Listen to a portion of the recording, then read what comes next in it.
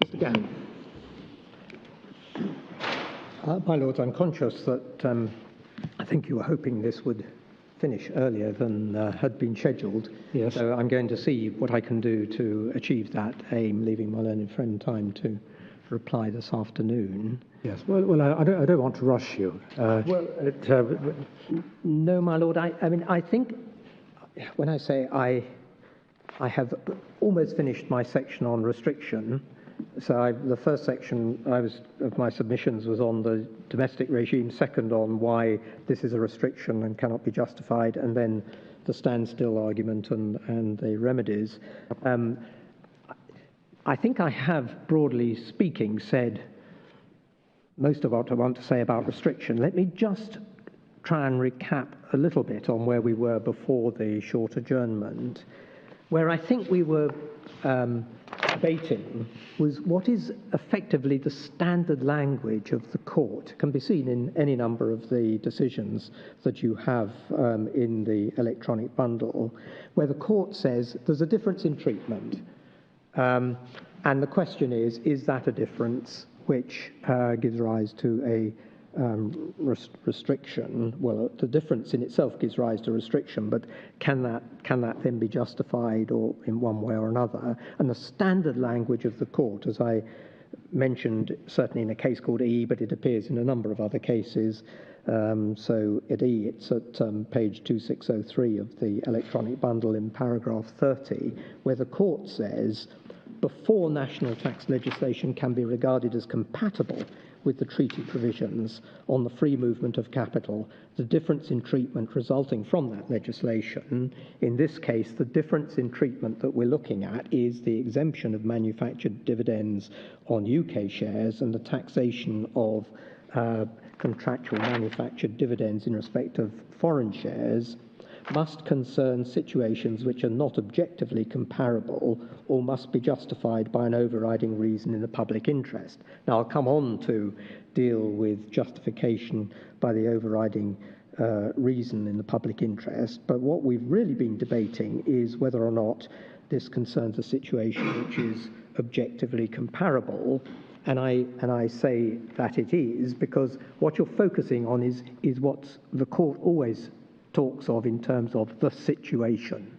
What is the situation? And as I said, when you're dealing with transactions where it's a non-resident investing into a member state or doing something in the member state, the question, if the non-resident is a comparable situation in relation to a measure, if it is subject to the state's taxation regime in respect to the subject matter in question, so that even though as a non-resident, the non-resident is in a different situation because he's only taxed on source income rather than worldwide income, nevertheless, the court treats them as being in a comparable situation. And now we're looking at the other way and saying, okay, you've got an individual or a person here the trustee, who is sitting there and has the decision whether to invest in UK or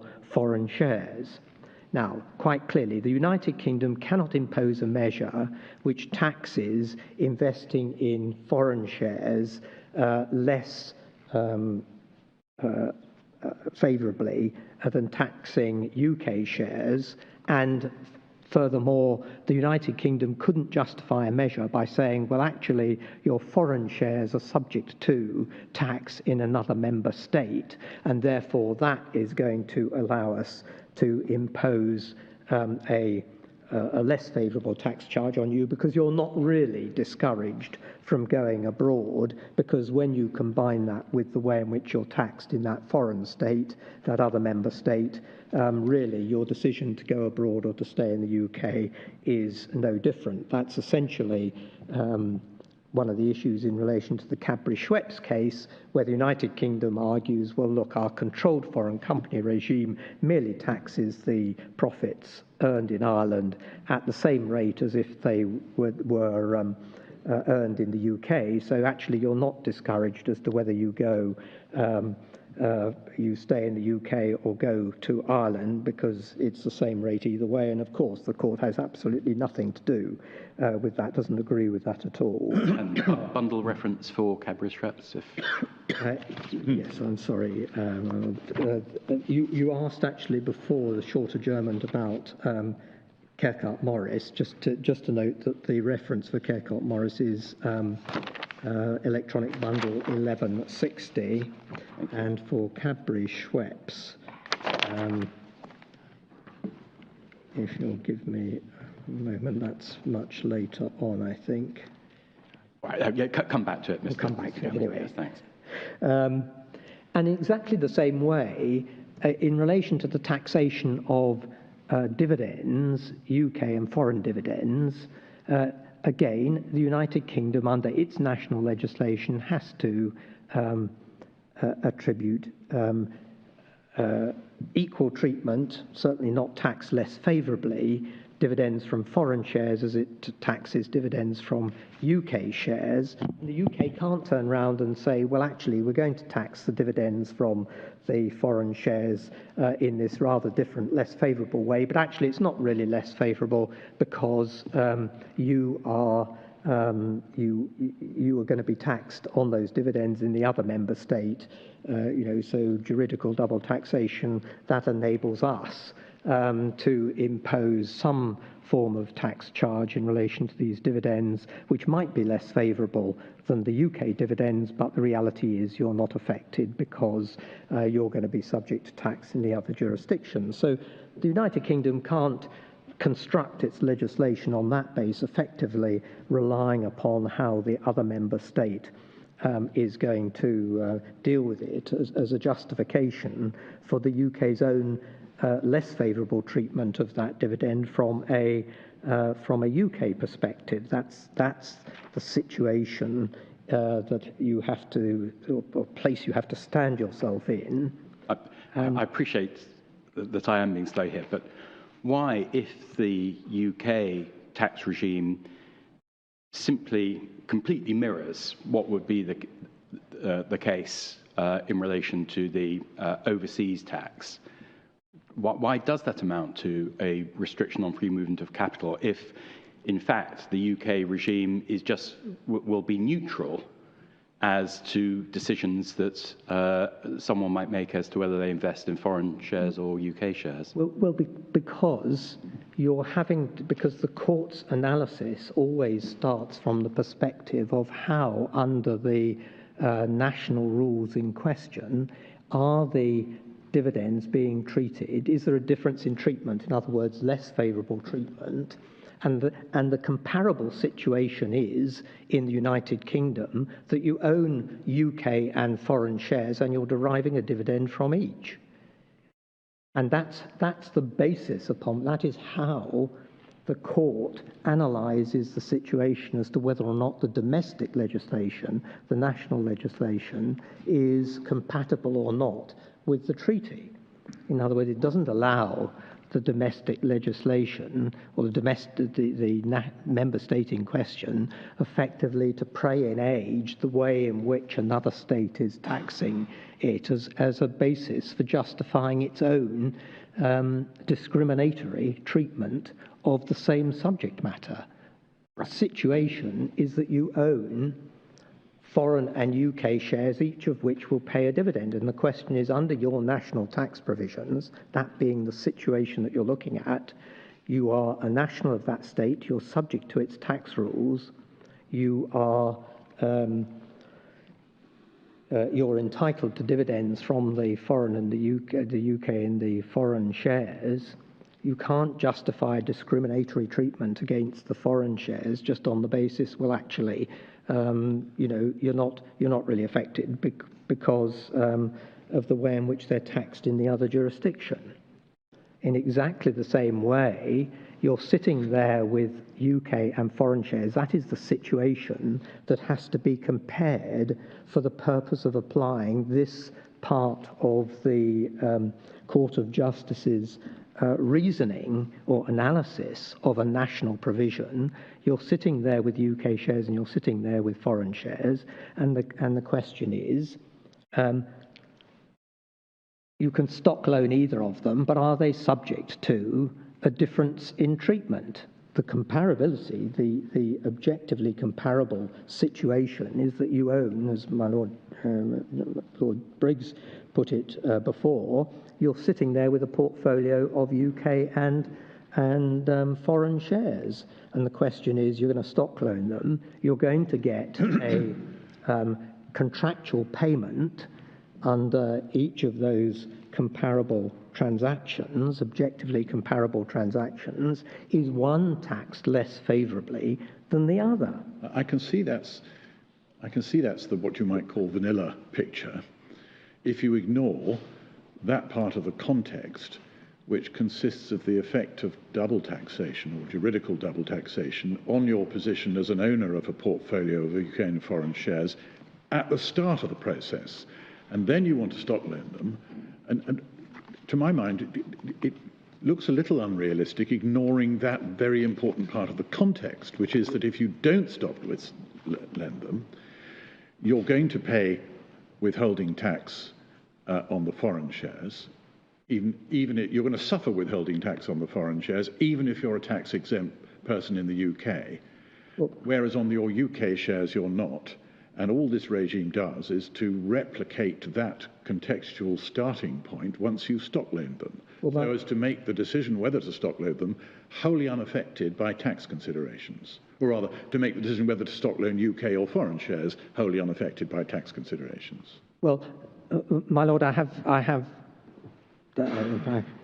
want to repeat myself too much, but I'm going to say three answers to that. The first is that that's a perfectly rational analysis from a UK policy perspective, if you like, and I can explain when I get to the end of this section what exactly the UK regime is doing, because I mean there's no benefit to the trustee in sort of trying to obfuscate as to how this regime is operating, and I'll come to that in due course. But of course, from a perspective of the Court of Justice, it's not concerned to look at things from the policy perspective of the United Kingdom. It's their concern to look at it from a single market perspective. But it's a single market and a contextual examination. Well, you have to look at the starting point. Well, my Lord, you can look at it this way, or let me put it to you this way. A straightforward dividend from a foreign share may be subject to unrelieved juridical double taxation. Yeah. There is no juridical double taxation involved in a contractual payment under the stock loan, because the only state imposing taxation is the United Kingdom on the contractual payment. Member states under the treaties, certainly under the treaties as they were drawn, I think, at the time of this, have the obligation to resolve juridical double taxation. I think that was Article 293 as originally was in the treaties, although it got removed, I think, by I always remember which one, the Treaty of Amsterdam, possibly. But I mean, that was the sort of basic obligation, because juridical double taxation is offensive to the concept of a single market.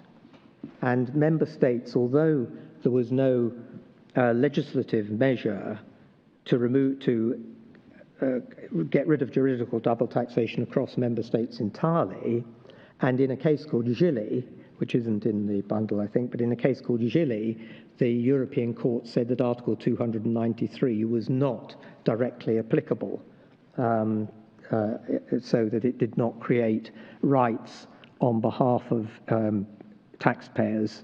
In that case, Mrs. Gilly, because that concerned the allocation of taxing rights between France and Germany.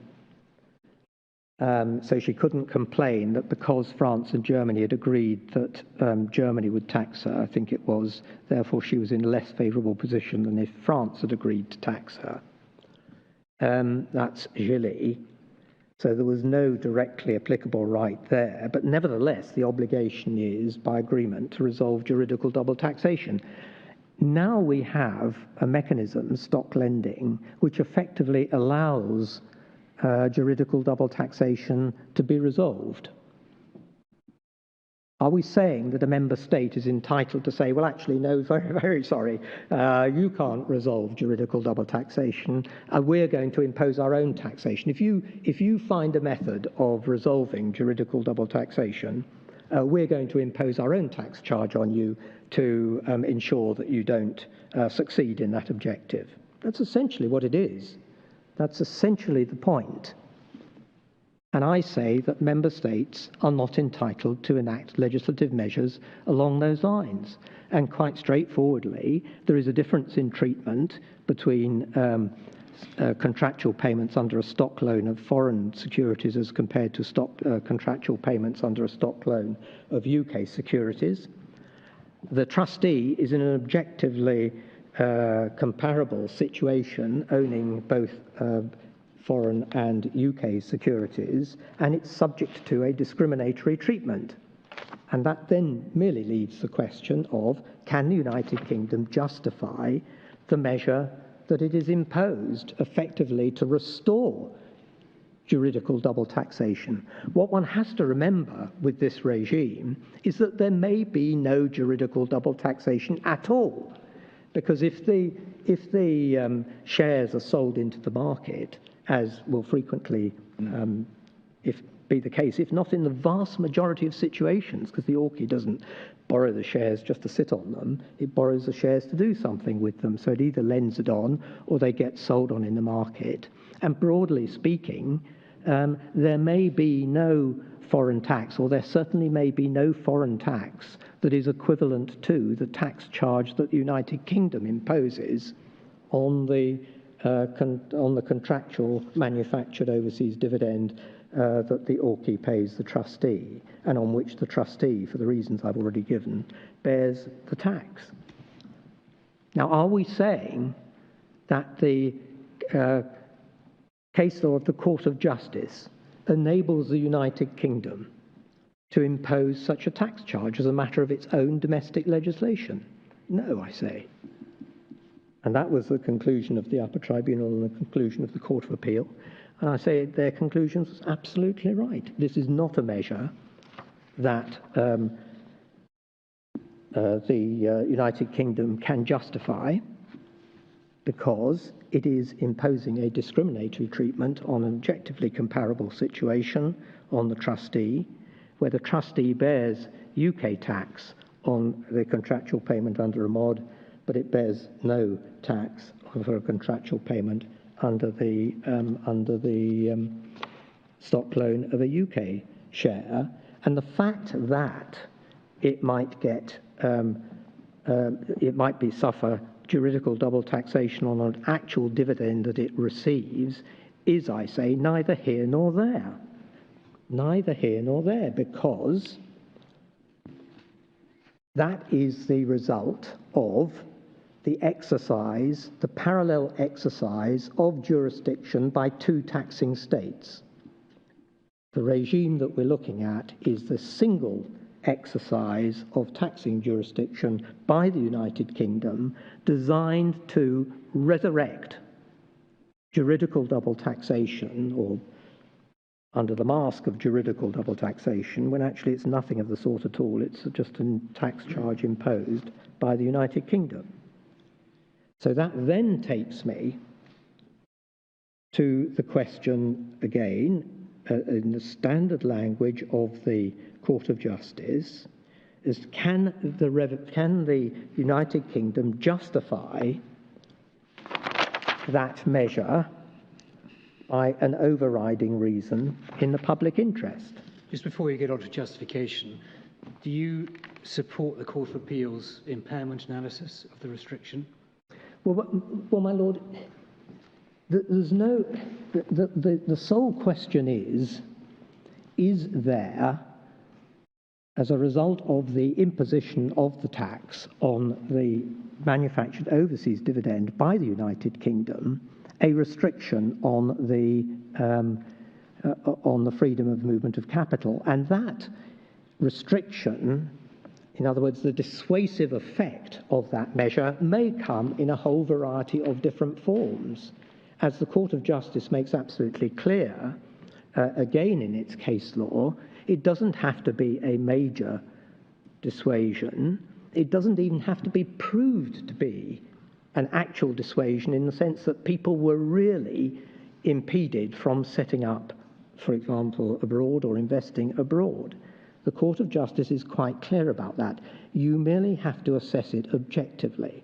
And if you conclude that there is an objective dissuasion, impediment, restriction on the free movement of capital, it doesn't really matter whether you analyse it in the way that the Court of Appeal did or you analyse it in the way in which the upper tribunal did.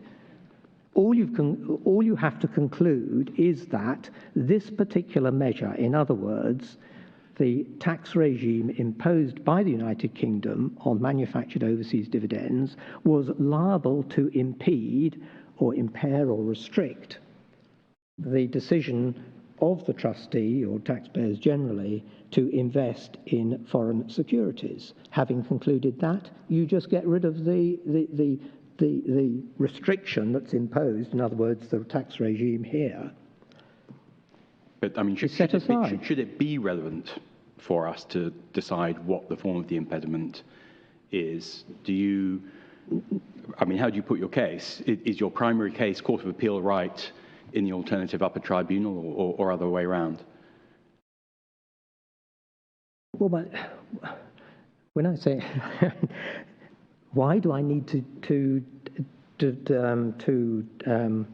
choose between them? Because they both concluded that this measure, in other words, the imposition of this tax regime, was liable to impede the trustee's decision or ability to invest and lend foreign securities. Once you have concluded that there is an impairment, you don't get into any argument about, was it this, that, or the other, as long as you've concluded that it is. So, as I say, you can analyse it as the Court of Appeal did, or you can analyse it as the upper tribunal did. Either way, they both conclude that this measure, this tax regime, is liable to impede the trustee's ability, entitlement, freedom to move capital under the treaties. Having concluded that that's the case, you set aside the restriction. You don't start worrying about, you don't sort of say, well, let's try and work out just how big an impediment this was. The court makes it absolutely clear in Delastery and other cases that it can just, all you've got to decide is there an impediment or on the restriction on the free movement that is then prohibited. That's the specific terms of Article 63. You just set it aside. The impairment, whether you analyse it as the Court of Appeal did or you analyse it as the upper tribunal did, both of them are saying that this taxation regime as imposed by the United Kingdom was unlawful because it resulted in a restriction on the free movement of capital. Yes, thank you. Mr. Gammy, before we go on to justification, can I also raise one point which occurred earlier in your submission? You started with Addington's Act to explain the background to Section 349. Indeed, my Lord. And your argument was that paragraph 4.2 of Schedule 23A quite clearly brought that regime into play so that the relevant withholding tax was a tax levied on the recipient by those deeming provisions. You didn't mention, and I would like to get your view on, as a matter of fairness, paragraph 4.4, which says that where the MOD is paid after deduction of the paragraph 2 amount, for all purposes of the Tax Act, the MOD is treated in relation to the recipient as if it were an overseas dividend, and the amount deducted is treated in relation to the recipient as an amount withheld from the overseas dividend instead of an amount on account of income tax. And I just wondered if if you take the two deeming provisions together, as I think we must, then doesn't 4 undermine the conclusion you reach, paragraph 4.4 undermine the conclusion you reach from paragraph 4.2?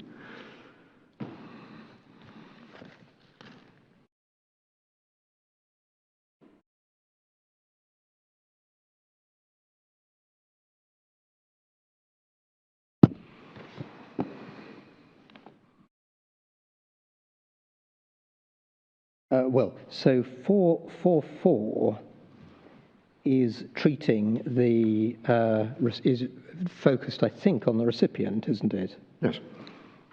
So the recipient has, and under the other provisions that I took you to, has income which includes the tax that's deducted at source, which is the effect of 4.2, because 4.2 is focusing on the payer and saying that the payer must, in accordance with 349, deduct the tax at source.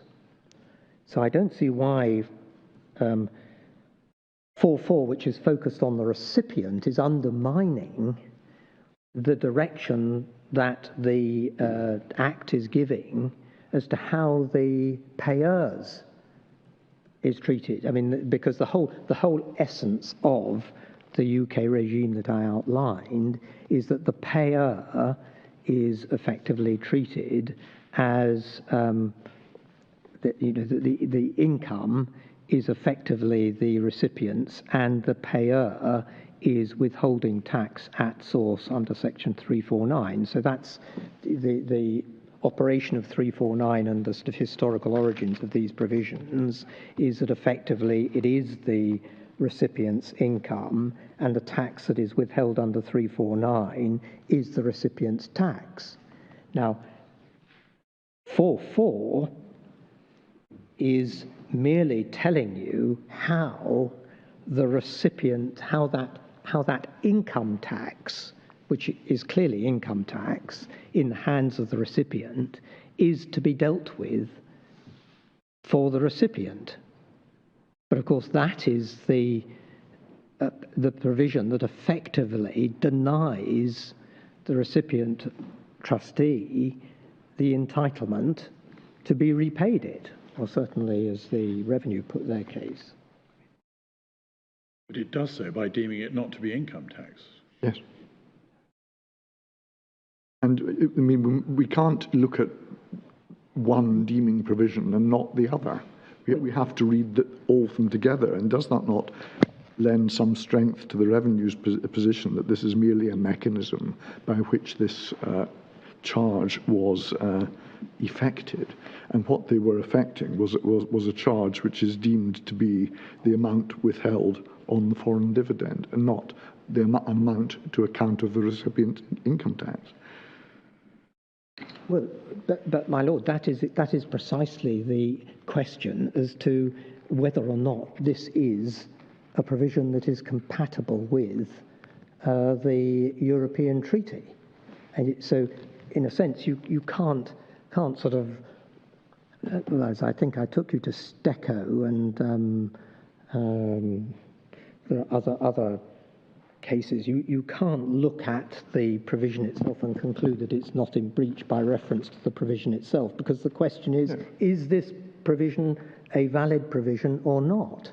Well, indeed so. But I mean, this may arise later on in the question of remedy. If you're right that there is a breach of Article 63, then these provisions may not say, the provision I'm referring to may not save that.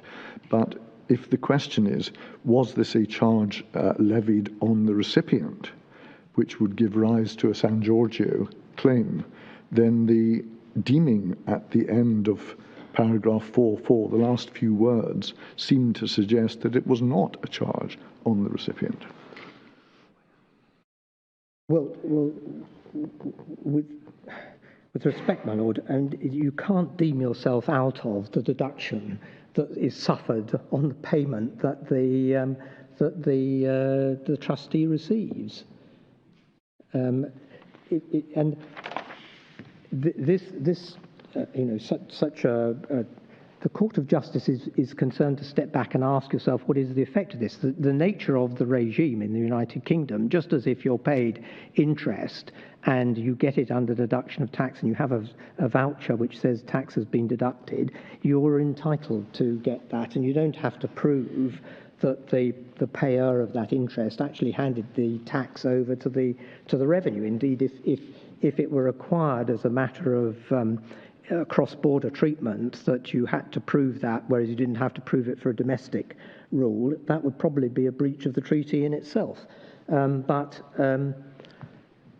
here, the trustee is entitled to a payment under the stock loan agreement, the OSLA, and it suffers a deduction from that payment that it's entitled to.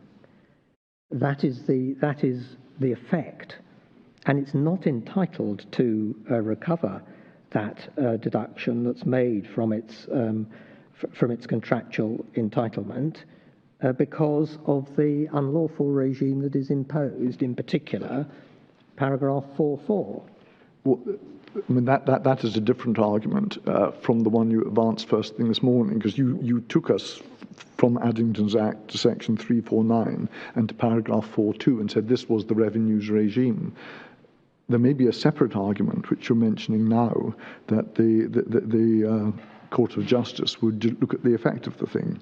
Well, my lord, I wasn't intending to sort of draw a distinction. I mean, I'm sorry, I approach these things in a rather sort of simplistic manner. If you're entitled to interest of 100 under a loan agreement and you get 75 because the borrower has deducted 25 of tax, then under this regime, he's deducted tax under section 349. He has an obligation to account for it to the revenue, but he may never account to it to the revenue at all because it may be offset, for example, under Schedule 16 or for other reasons, but that's not a matter of inquiry.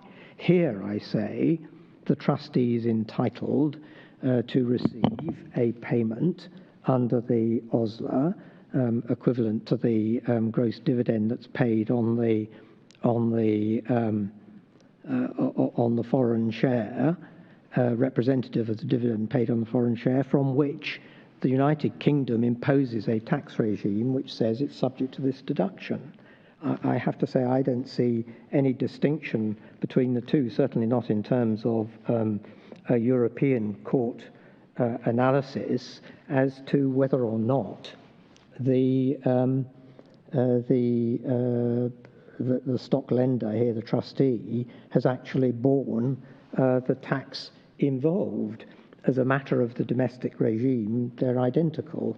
And I wasn't intending to sort of, when I say draw a distinction between the two, to my straightforward mind, they are precisely the same. Interest is taxed under this regime. Dividends paid under an OSLA, mods paid under an OSLA are exactly the same position, and this provision is imposing the mechanics of collection and liability, and under other provisions, liability to tax in respect of that payment, which are directly comparable. Can I check? My understanding of this, but it could be wrong, is that to say that it's treated as an amount held on account of overseas tax is to give the recipient access to double taxation relief, a credit for, in effect, double taxation in respect to the withholding tax.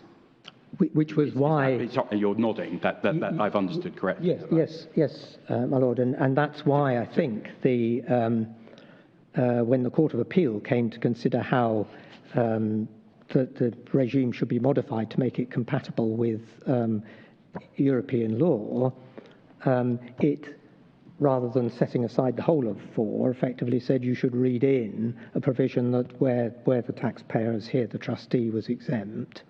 Now, I appreciate what I'm about to say is completely contrary to how you say we should be looking at things, but if one does start in terms of analysing whether there's a restriction on free movement of capital with the fact that double juridical taxation is a fact of life within the community. I appreciate you say that's not the right way of looking at it, but if you start from that, might it not be said that this is a mechanism to give the recipient access to some relief against the effect of that fact of the world, because they're given by this access to the possibility of credit for double taxation in respect of withholding tax? Well, from the perspective of a taxable person, it doesn't make any difference. Just in the same way as in BTPS, the inability to reclaim the credit in respect of foreign income dividends didn't make any difference as between for a taxable taxpayer, because effectively it all amounted to the same thing. Right. But for the trustee, it's fundamental, because even though the Act says you've got to pretend or deem, treat, however you care to put it, this tax that we, the United Kingdom, have imposed as if it were foreign tax. That is the mechanism by which the United Kingdom denies the trustee the benefit of the repayment that it would otherwise be entitled to. Yeah, I mean, what I'm seeking to put to you is, if you start, I appreciate you say we don't start with the fact of life that double juridical taxation exists, but if you do start from that and assess restriction of free movement of capital against that background, this seems to be a measure which actually ameliorates that background in terms of making ownership of overseas shares more attractive rather than less attractive, because it's giving the owner of the overseas shares access to some means of clawing back the withholding tax, which might otherwise just be lost to them.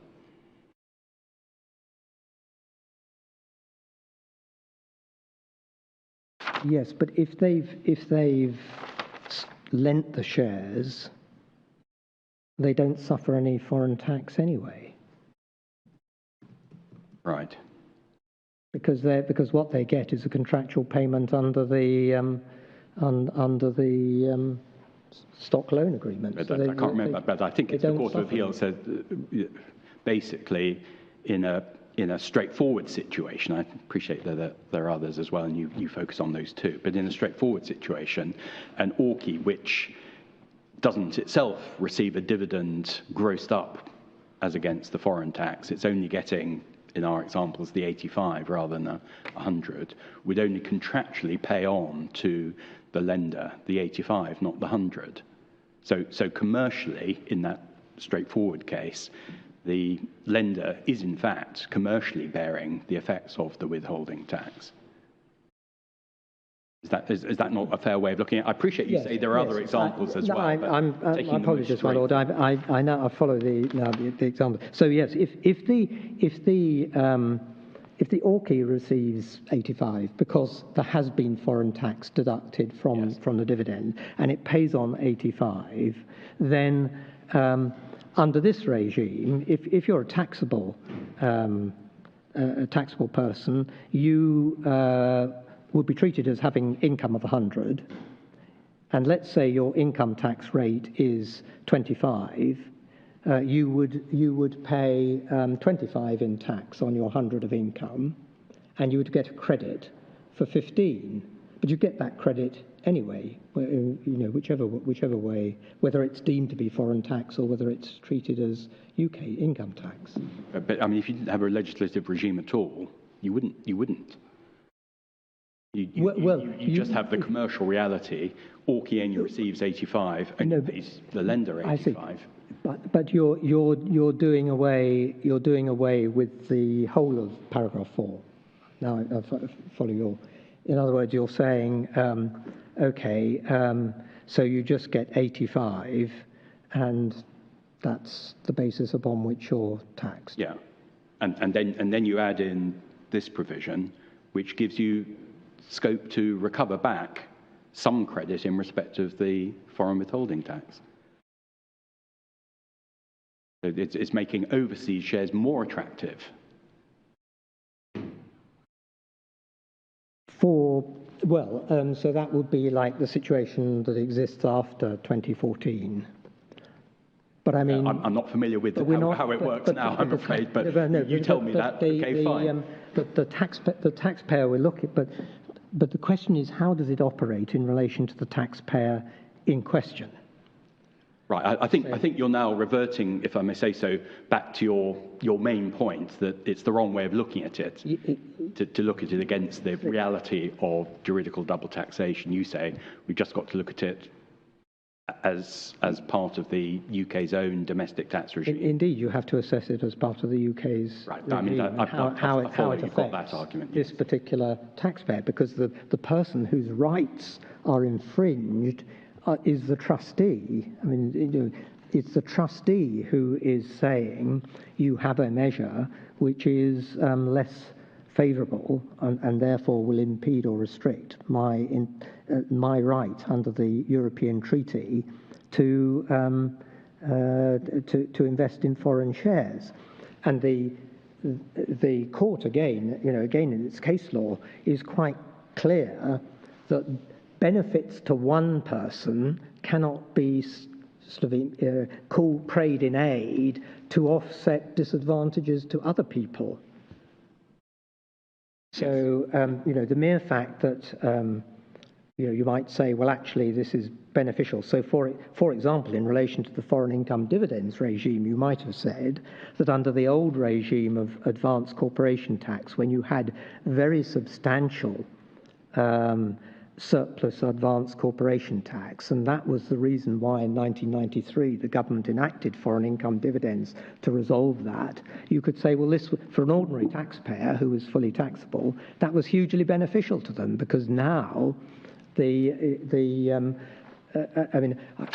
was intimately associated with the enactment of foreign income dividends at the time, and of course it was never envisaged at the time when they were discussed and devised in the early 1990s that actually they would fall foul of European rules. It was only the subsequent development of the case law in the Court of Justice that led everyone to realise that was the result, that they didn't stand up under community law. The thought was always that they were, and the whole reason why they were implemented was to resolve the problem of surplus ACT, and that would have been for ordinary taxable shareholders, that would have been, maybe it could be regarded as a significant benefit, both for the companies concerned and their shareholders. But of course, that didn't prevent the Court of Justice saying in BTPS that actually the trustee of BTPS was unlawfully treated in respect of the denial of the tax credit on its dividends. Because as far as it was concerned, it was in a worse position as a result of the denial of the repayment of tax credit than it was otherwise. So the Court of Justice analysis does not stand back and sort of say, well, let's have a look and think whether or not this provision overall, in the context of the UK and all the shareholders and so on, was it a good idea or a bad idea? It asks itself whether or not in relation to this taxpayer, his rights or its rights in the trustee's case were infringed as a result of this particular measure.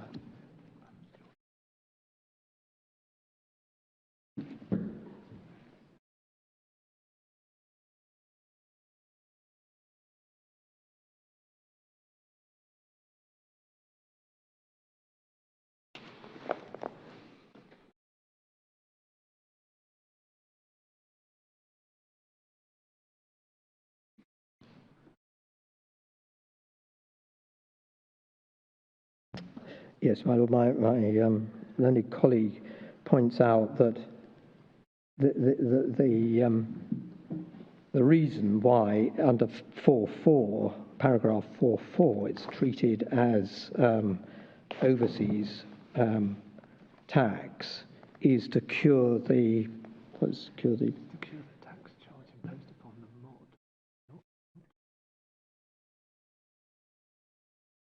Yes. Well, yes, so it's to resolve the issue of the tax charge that's imposed upon the mod. It's not to deal with the tax charge that is the foreign tax charge that may or may not be imposed upon the dividend itself. I think that's the essence of the point. Sorry, I didn't get a good note of that. Well, so you impose a tax charge on the mod under 4.2, and you then have to resolve that, or you resolve that tax charge by treating it as foreign tax under 4.4. That's not the equivalent of giving relief for any foreign tax that is actually suffered on the real dividend. I think that's because the real dividend may suffer no foreign tax at all. No, but I think my point wasn't so much that it was deemed to be an amount withheld from foreign tax, but rather it was deemed not to be a payment to account of income tax, and therefore it was taking it out of the traditional Section 349 regime. That was my point. But I have your answer to that, which is, in effect, even if that is a good point, you say that the CJEU would look at it more broadly as to its effect. Indeed. Yes, thank you. It's concerned with the effect of the measure and its impact on free movement of capital. Yes.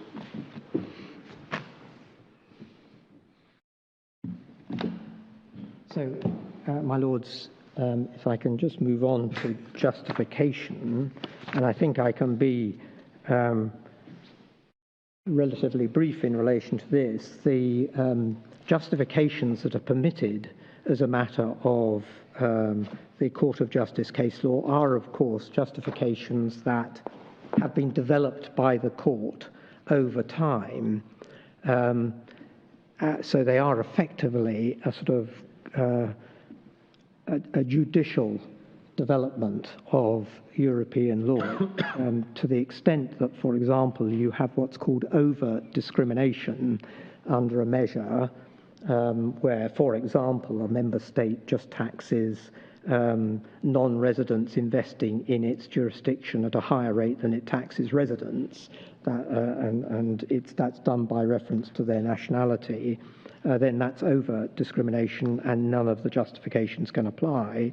But the Court of Justice has developed over time a variety of justifications for particular measures, and there are really two features of those justifications. Firstly, it must fall within one of the established justifications for the developed by the court, and it must be a proportionate measure. In other words, one that actually deals with the in public interest concerns and doesn't go wider than is actually necessary. But in this particular case, none of the justifications that have been developed by the court apply to the particular measure that we're looking at. In particular, the trustees' transactions, as the first-tier tribunal was clear about, are ordinary commercial market transactions, and furthermore, the UK tax rules are of purely general application. They're not targeted against wholly artificial transactions designed to avoid tax, and some of the statements in relation to that are given by the Court of Justice. I mean, again, many cases in your electronic bundle, but for example, the Lankhorst case, the Court of Justice at page 2835 indicates the type of consideration where it makes specifically the point in relation to Lankhorst that this was a transaction that was a commercial transaction and wasn't of a wholly artificial nature designed to avoid tax, and there was no abuse identified in relation to the application of the measures, and the same would be equally true here. So the tax avoidance justification that the court has developed, I say, has of no application here. Neither, I say, do they concern what's called the balanced allocation of the power to impose taxes, because that justification is designed to prevent conduct that's capable of jeopardising the right of a member state to exercise its powers of taxation in relation to activities carried out in its territory, but the entire subject matter of the transaction here is within the United Kingdom. The United Kingdom cannot complain when it's chosen to exempt the trustee from any tax on its return on its investments, that in some way it is subject to or prejudiced by a failure to have a balanced allocation of power to impose taxes. The United Kingdom is free to impose the tax as it thinks fit, and it's chosen to impose it in this way, or to exempt the trustees in respect, for example, of contractual manufactured dividends from UK shares, but not overseas shares. So that has no application. Nor can the UK say that the measure is needed to safeguard the cohesion or coherence of its taxation regime. That's another justification that is virtually always cited by member states when they get to the Court of Justice, and almost invariably rejected by the Court of Justice.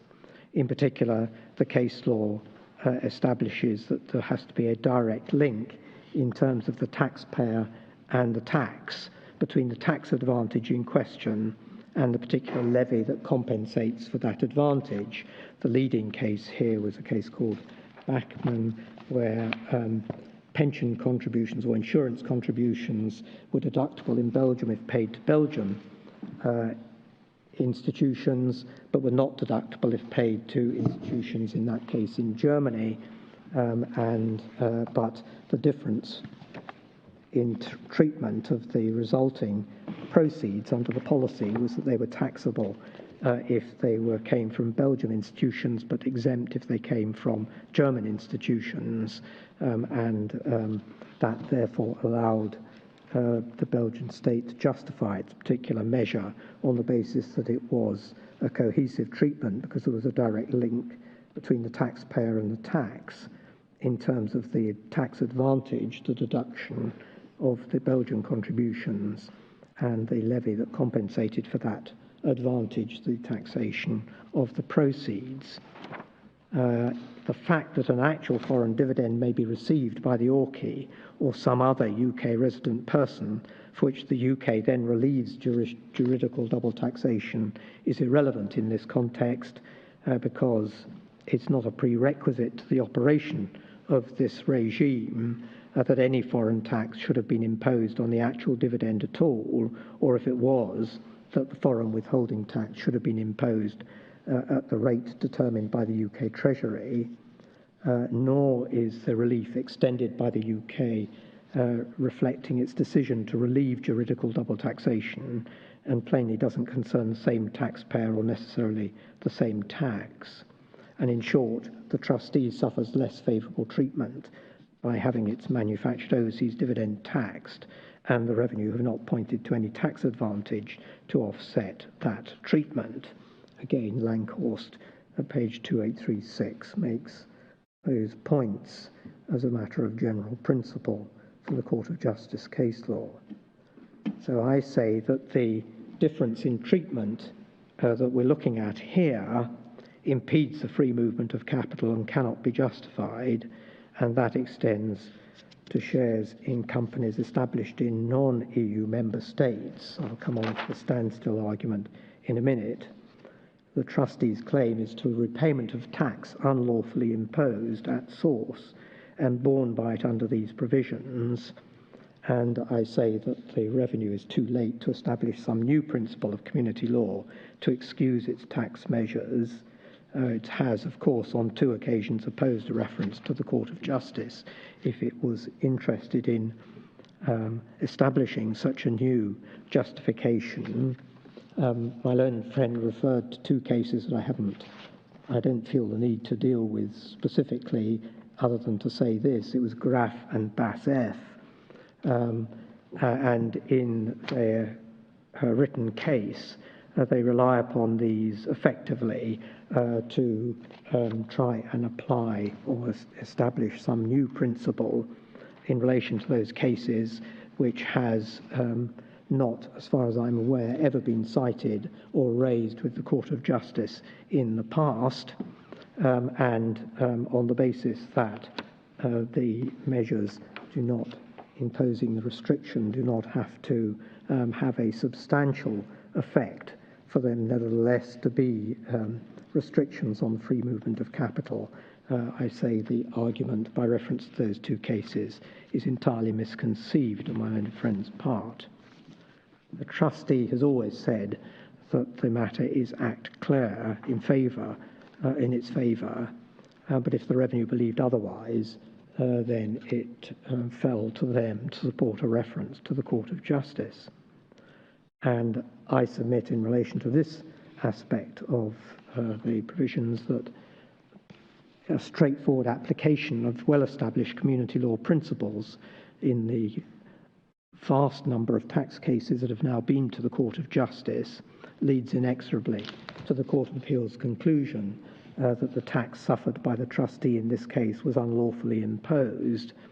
That is where the law stood when the United Kingdom exited the European Union, and where I say it stands today.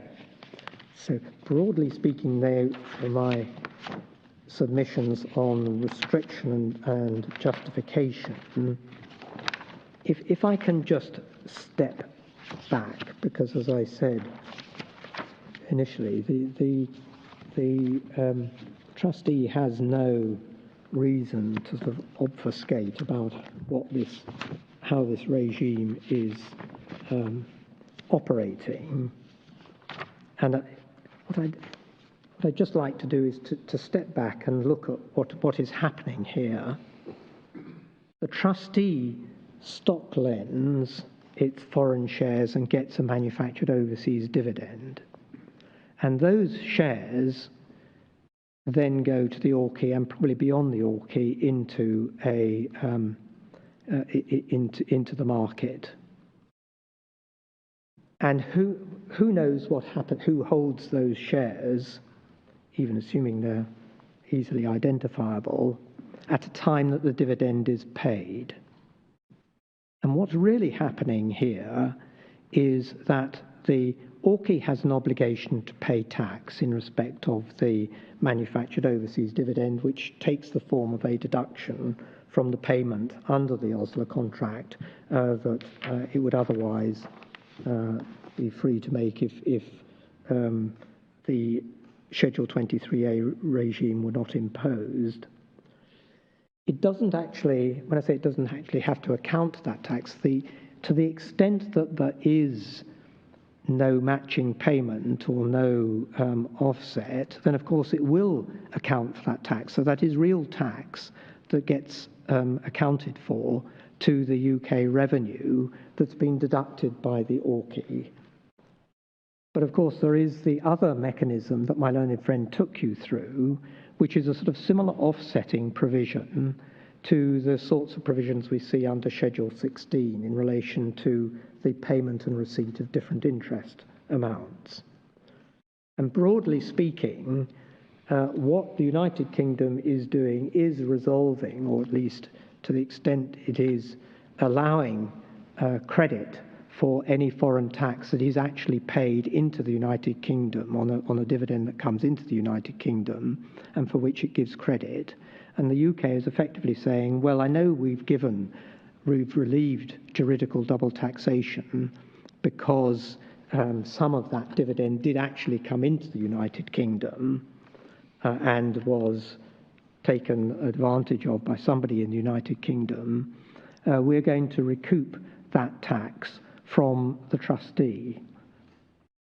That's broadly speaking what is happening, but as the Court of Justice has made absolutely clear, loss of tax revenue is not cannot be a justification for a particular measure by a member state, because otherwise it could justify anything. The United Kingdom, to the extent that there was foreign tax attributable, well, I mean, it doesn't have to be related to the top stock loan at all. It could be related to absolutely anything. To the extent that the United Kingdom has given foreign tax credit relief, then it was doing so because either as a matter of its own choice or as a matter of the contract, the double tax agreements that it had entered into with other jurisdictions, it was obliged to relieve that juridical double taxation. But the UK turns around and says, well, actually, we're not going to honour that obligation to remove juridical double taxation. We're going to impose a tax charge on the trustee instead, because for all we know, the foreign shares that it's lent to the ORCI, which have eventually found themselves into the market and owned by a whole variety of people. They may be people in other jurisdictions, they may be other people in the United Kingdom, they may be other tax-exempt institutions who are denied the foreign tax credit relief anyway. We're going to recoup that from the trustee in this particular case. And that is not a permissible objective under community law, because to the extent it's doing anything, it is recovering tax that it's agreed to give relief elsewhere, either as a matter of its own choice or as a matter of its agreements under the double tax agreements. And it's quite clear that the Court of Justice does not accept that a member state can justify a measure by reference to a loss of tax revenue. So to the extent that the United Kingdom revenue did not actually get a payment into its coffers because of the offset mechanism that my learned friend took you through, that is not a factor upon which the revenue can rely, or the UK government can rely, to justify or uphold its discriminatory treatment of the trustee in respect of the manufactured overseas dividends it receives from stock lending these securities. So, my Lord, that covers the first two headings, and I think I can be swifter in relation to the standstill provisions. The standstill provisions are in Article 64 of the treaty, and Article 64.1 tells us that the provisions of Article 63 shall be without prejudice to the application to third countries of any restrictions which exist on the 31st of December 1993 under national or union law adopted in respect to the movement of capital in or from third countries involving direct investment, including in real estate establishment, the provisions of financial services, or the admission of securities to capital markets. Now, we're not concerned, I think, with anything to do with direct investment or admission of securities to capital markets, but my learned friend relies upon the provision of financial services.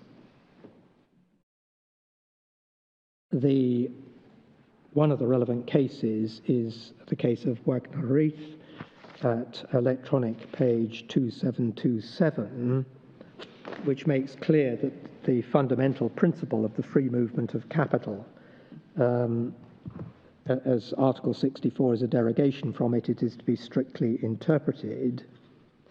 And there is, of course, an analytical distinction between the identity of a measure which amounts to a restriction for the purposes of the right of free movement of capital and the nature of the dissuasive effect to which the restrictive measure gives rise. So I don't understand, I think if my learned friend seems to think that this derives from the Court of Appeal's differing view as to the nature of the dissuasive effect of this particular regime, I don't understand how it arises from the Court of Appeal's conclusion as opposed to the upper tribunal's conclusion, because what one's concerned with is the nature of the restriction, not the specific identification of why it dissuades somebody from exercising their right of free movement under Article 63. Analytically, the terms of Article 64 require an investigation of whether a given restrictive measure either involves direct investment, provision of financial services, or admission of securities. As I say, we're only concerned with financial services here. So the only substantive question is whether or not the restriction here in question, paragraph 4.4 of Schedule 23A, as we say, is a restriction which is adopted in respect of the provision of financial services. And the provisions of Schedule 23A apply to restrict a movement of capital which is either the acquisition of securities by the trustee as the revenue themselves accepted in the Court of Appeal, or alternatively a combination of the acquisition of securities by the trustees and their onward sale of those securities by the trustees in a transaction that's described as a stock loan transaction, but is in any way substantively a sale of the securities by the trustee.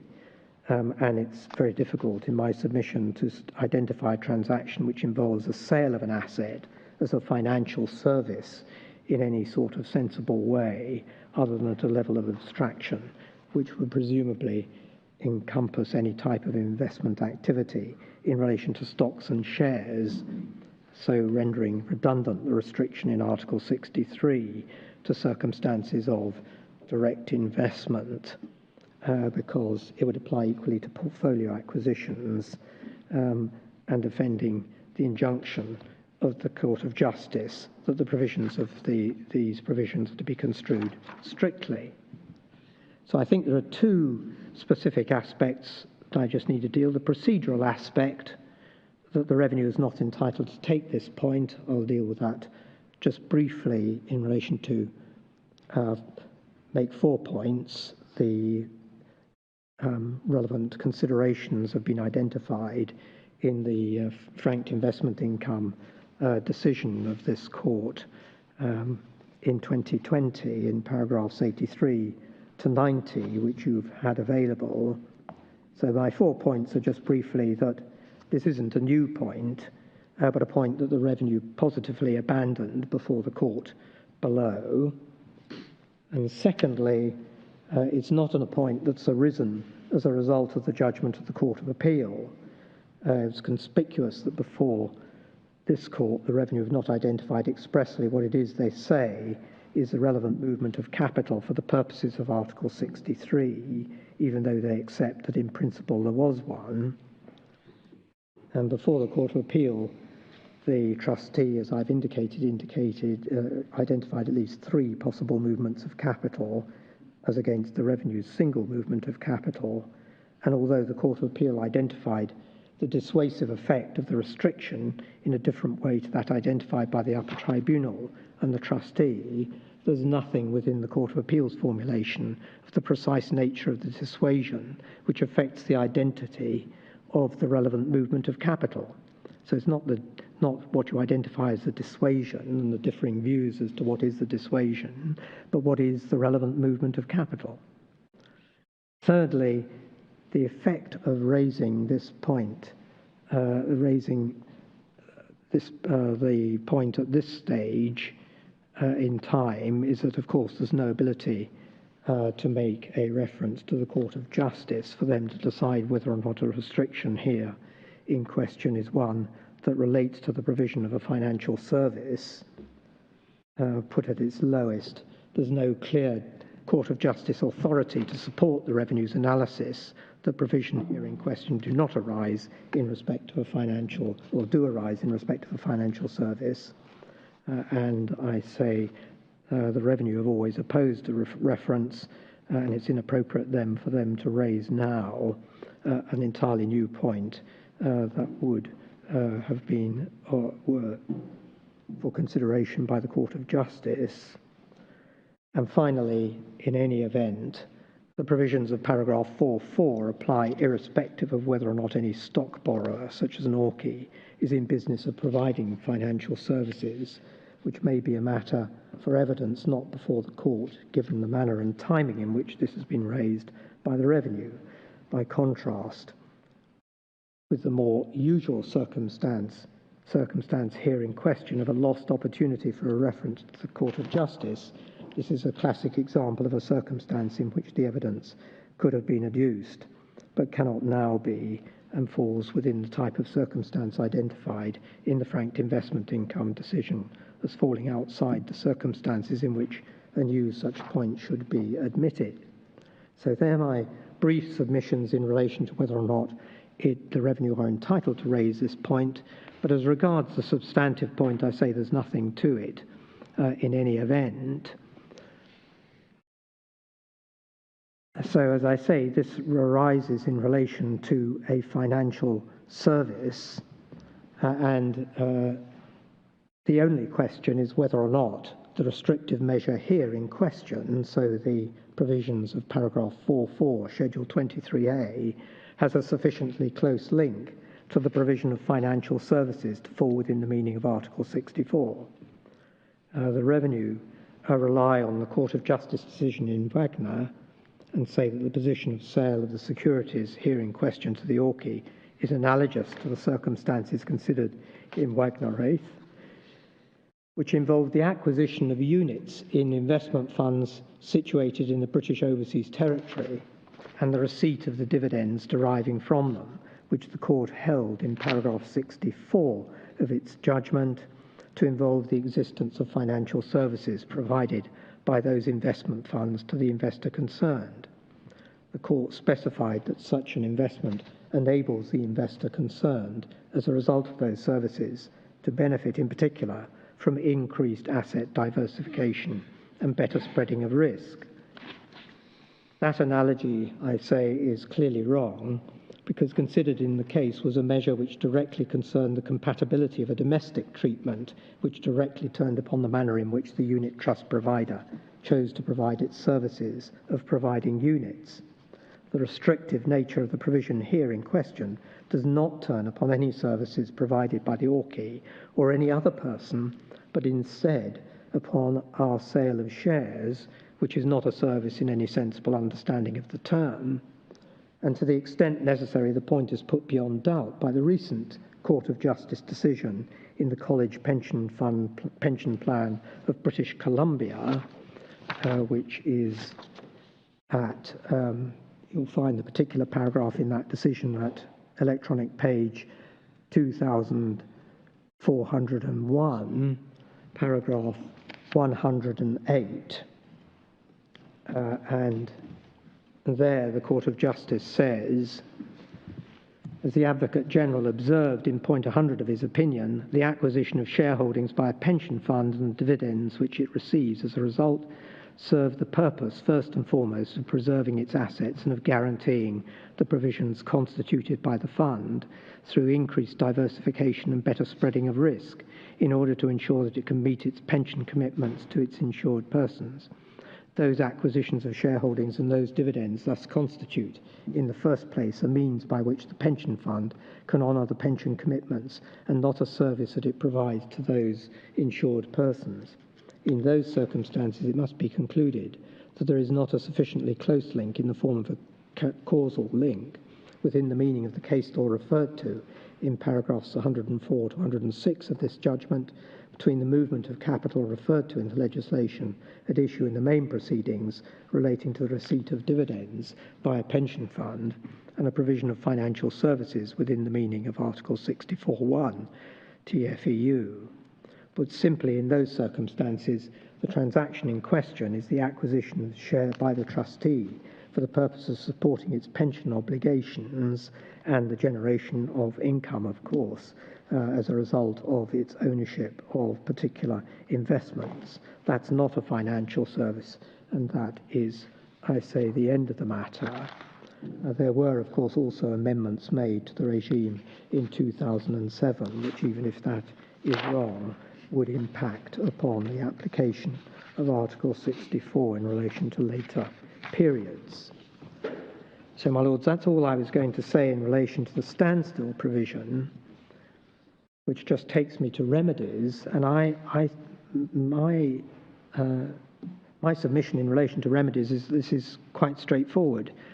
It's not a matter of deciding what is a dissuasive effect and then tailoring a remedy to deal with that dissuasive effect in a case such as this. This is not a claim by the trustees for some form of restitution or similar civil remedy. This is a claim by the trustee under the Taxes Acts for a repayment of tax that was unlawfully charged under these provisions. That is the basis upon which the first-tier tribunal had jurisdiction over the matter to determine whether or not the tax was unlawfully charged, and if it was, to direct that it should be repaid by the revenue. How it arrived at a conclusion that it was unlawfully charged as a restriction on the free movement of capital. In other words, what was the precise nature of the dissuasion or impediment or restriction that was in question and therefore fell to be treated as unlawful. The simple answer is it was the imposition by the United Kingdom of this particular tax charge in respect of this particular item of income. That was the basis upon which the appeal proceeded under the statutory provisions from the first-tier tribunal to the upper tribunal, which concluded that the tax was unlawfully charged because the tax itself, being the restriction that was prohibited under Article 63, gave rise to a breach of the treaty because it had a dissuasive effect. That was precisely, again, the conclusion of the Court of Appeal, and it is from the Court of Appeal's decision that this appeal by the Revenue comes to this court, and this court, I say, has the same task. If there is a breach of the treaties as a result of the imposition by the United Kingdom of the tax that the trustee suffered under these particular provisions, then it falls to this court to confirm the decision of the Court of Appeal and allow and require the Revenue to repay the tax that was charged under an unlawful provision. And I say that is the nature of the remedy. We don't have to get into some detailed analysis as to what is the specific dissuasion that meant that this was a tax unlawfully charged. The trustee's claim is a claim under the Taxes Act to be repaid the tax, and if the tax was imposed in breach of the European treaties, then it falls to be repaid as a result of the revenues of the taxpayer's claim as brought on these appeals ultimately to this court. And are you putting that on an EU San Giorgio basis, or are you saying that if it's unlawfully charged, then as a matter of domestic tax law, it's repayable? Well, my lord, it's repayable under the claims provisions, I think, to the extent that the claims for the earlier years were accepted by the Revenue on the basis that there was no comparable sort of provision in the Act, but that was the appropriate way to do it, then that, I think, merely gives effect to European law requiring that the trustee be repaid the tax that it suffered as a result of these provisions. Yes, so juridically, the underlying basis for the obligation of a Revenue to repay the tax is the San Giorgio decision. Indeed, my lord. Yeah.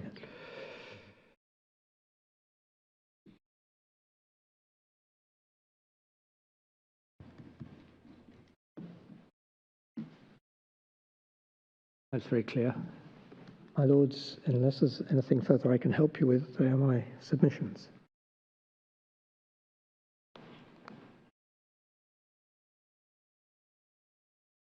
I don't think you have any takers. Thank you very much, Mr. Gammy. Mr. Baldry.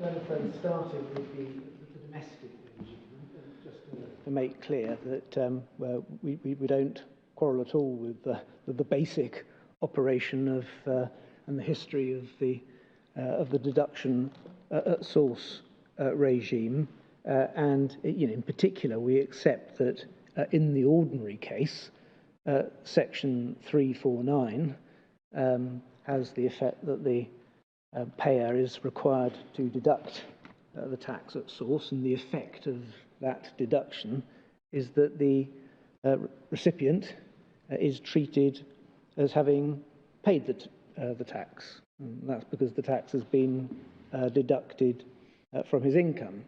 But we don't accept that this case represents the ordinary application of that regime.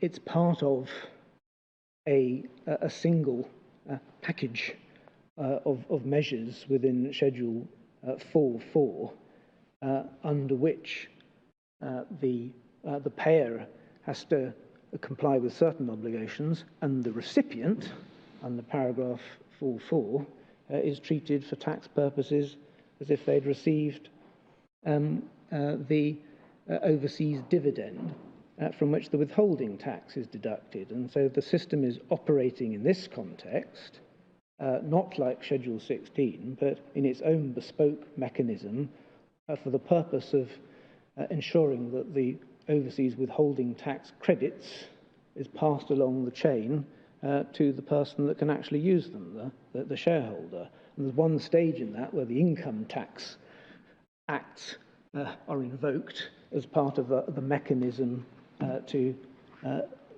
enable the ORCI to deduct the relevant withholding tax.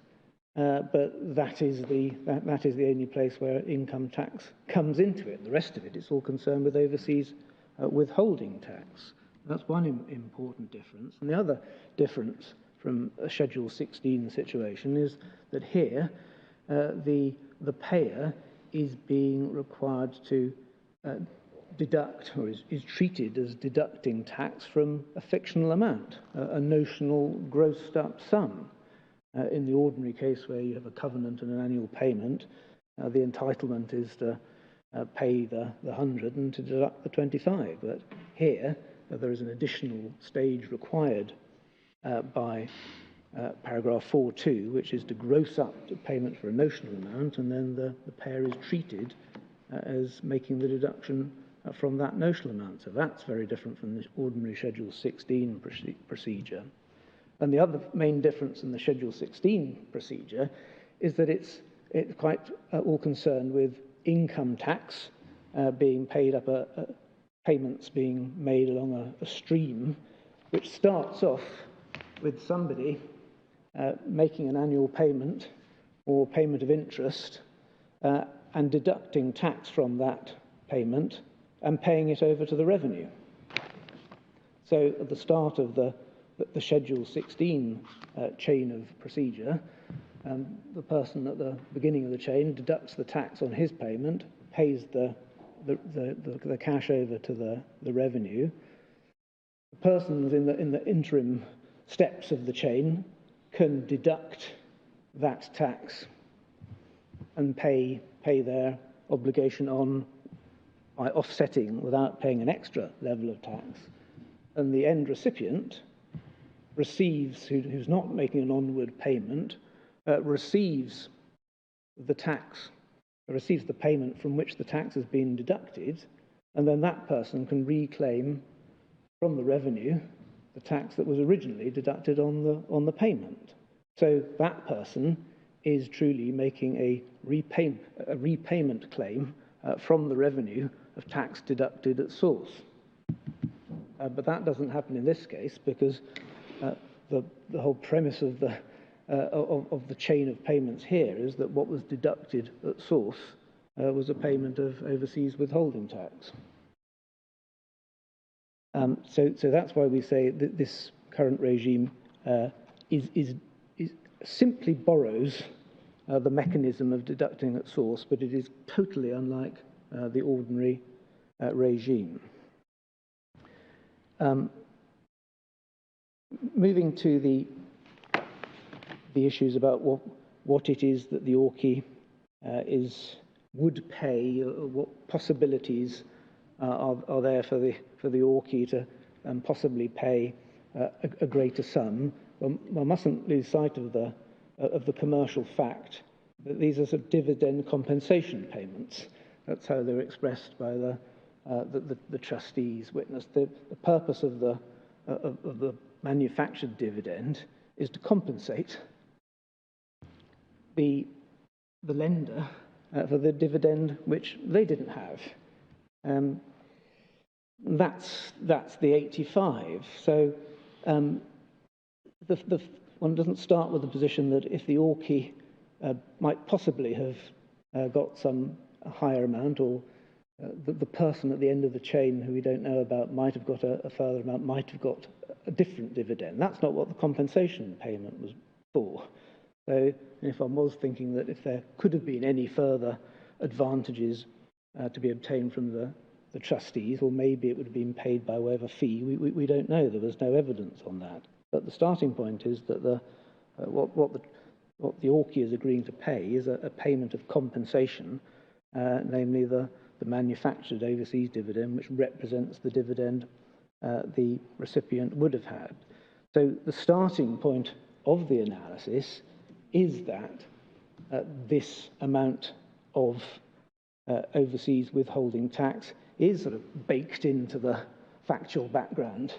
It represents part of the context against which one has to approach the case law of the Court of Justice, and one has to ask oneself, is that system, taking into account one started with a compensation payment which had a withholding tax baked into it, did the UK system produce a less favourable treatment? And if the answer is standing back and looking at the context, no, it didn't, that wasn't liable to dissuade a pension fund from investing in overseas shares, then one's not concerned with juridical questions of juridical double taxation and trying to justify the system by saying that the difference arises out of juridical double taxation, because there isn't that less favourable treatment in the first place, because one starts off with the factual question. And that sort of process of the analysis is made clear in the Buanik case, sort of paragraphs 34 to 39, where the court has looked at less favourable treatment, and then once it's concluded that there was less favourable treatment, it moves on to consider the question of whether there was anything to do with juridical taxation. But if there is no less favourable treatment, that's the end of the picture. So we're not. Do you have the page number for that? That is 995. Okay. It was part. We looked at it earlier. It was part of the Kirkart sort of Morris debate.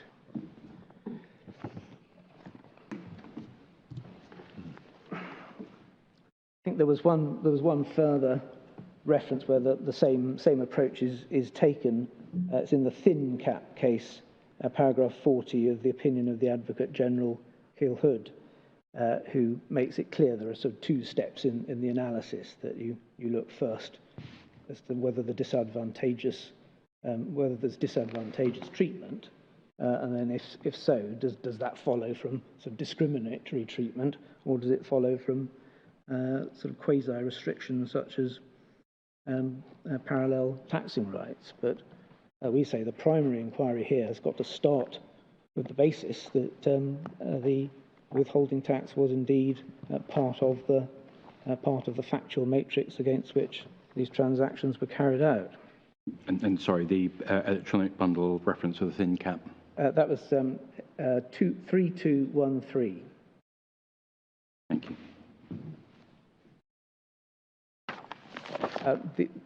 The other point to take from the Buanik case is where the court, having considered that there was a difference in treatment, went on to consider objective comparability, and my learned friend said, well, this requires looking at the question from the perspective of the national regime, which is right. But in the Buanik case, what the national regime was doing was treating the dividends as comparable.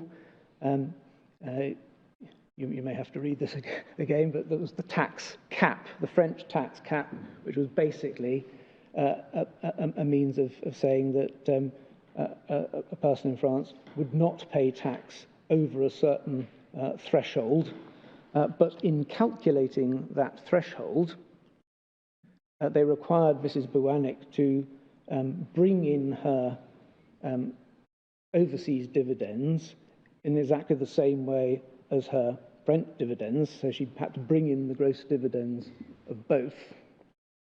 But the effect of that, under the particular formula that the French cap operated, was systematically to ensure that a higher tax rate applied where the overseas dividends were fed into the system. And that's because there was a numerator and a denominator in their fraction, and as part of the denominator, I think, she had to bring in the gross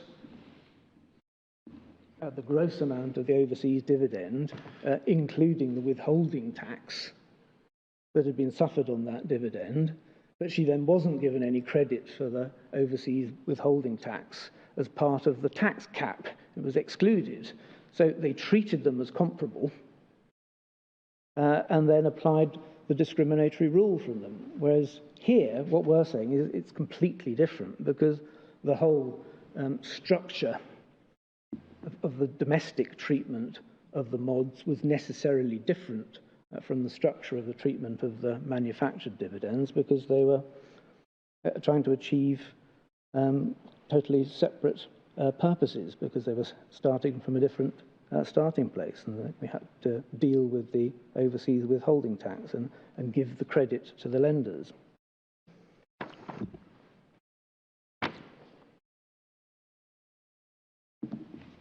And as part of the analysis of the UK system, my learning friend's starting point was that the UK was giving credit to the shareholders, but he characterised it as the system was taking that credit from the trustee.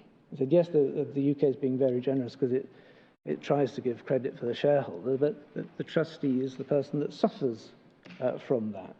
And we just take issue with that characterisation of the regime, because what we've seen is that the tax charge was imposed on the ORCI, not on the trustee. The credit was designed to travel up the system and always goes to the shareholder. The fact that the deduction was made by the ORCI from the grossed up amount of the dividend didn't mean that they were taking the credit out of the trustee's income. It means that they were themselves becoming accountable to the revenue for the tax in circumstances where it wasn't automatically set off under the matching regime.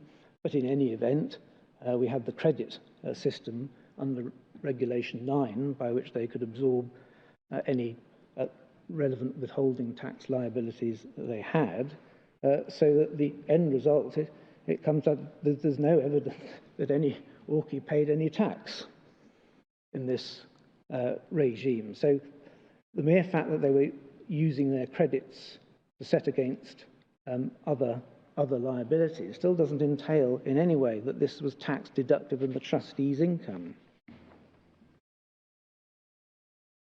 Turning to the standstill provision, my learned friends objected to the point on the basis they said we abandoned this point. I think it was referring to a debate that we had in the first tier tribunal as to whether we could rely on the standstill provision, and our original position had been yes, we could. My learned friend said, well, no, these are direct investments. So that takes it out of the standstill provision. And we accepted that. We didn't have in mind at the time financial services, and financial service came to mind as a result of the Court of Appeal's analysis. Going back to the first tier tribunal, our learned friend was presenting this very, very sort of black letter law case, that there was this distinction on the face of the law, and we just weren't looking at the wider circumstances and what the Orkies were doing, so there was no evidence on that, which is an answer to one of my friend's objections when he was saying that there wasn't any evidence. This was a matter of evidence about what the trustees might have done and what the Orkies might have done. Well, that's just not how the case was presented at that stage. So we're taking a sort of a legal point at this stage to deal with the arguments as they've arisen as the courts progressed up the chain.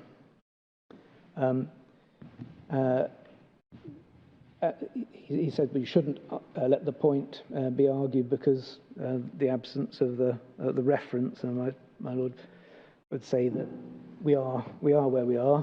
That there is case law on this from the European Court of Justice, the Wagner-Wraith case and the British Columbia case give guidance on what constitutes a financial service, and we are far closer to the Wagner-Wraith type situation than the passive pension fund investor.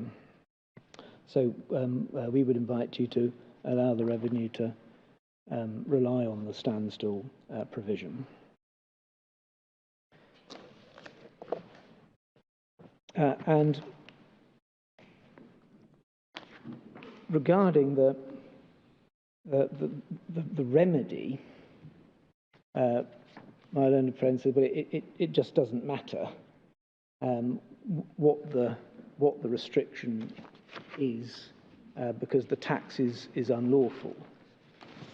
But this is a claim for repayment of income tax on the basis that the income tax has been deducted at source, and that is why my learned friend needs the particular conforming construction he's managed to obtain from the Court of Appeal and the upper tribunal, which says that we will disapply part of Schedule 4.4 and keep in place paragraph 4.2, because he needs to keep in place paragraph 4.2 because that is the mechanism by which, and that is the only mechanism by which he can say he is treated as having paid unlawfully levied tax.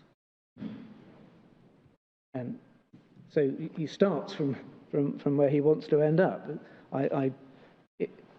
I've suffered unlawfully levied tax, therefore I need a remedy to get it back.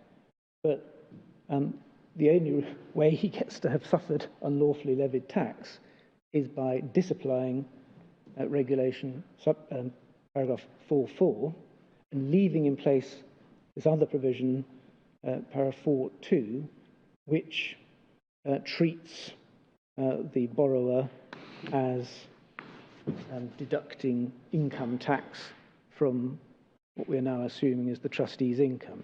So we say that can't be done. You've got to look at what the restriction was in order to work out whether the conforming construction adopted by the Court of Appeal was correct, and you have my submissions on that. Can I just ask, am I right in thinking there's no issue about limitation in these proceedings? That is correct, because right.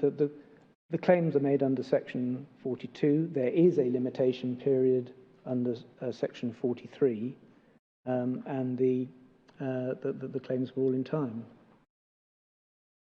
Thank you. It had occurred to me that otherwise I might be getting into issues about well, who made the payment and what their state of mind was at the time might become more significant. Fortunately, not that. You'll no doubt have to wrestle with that question at some stage, but yes. Not this time. Good.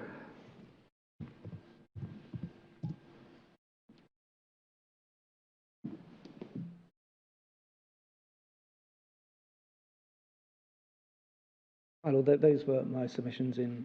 Oh, well, thank you very much, Mr. Baldry. Well, well, we're grateful to Council for their submissions. You've left us with a problem which you both assure us is perfectly simple and has a clear answer. Unfortunately, they don't coincide. We'll now try to work out what we think the answer is, and we'll let you have our judgment in due course. The court will adjourn.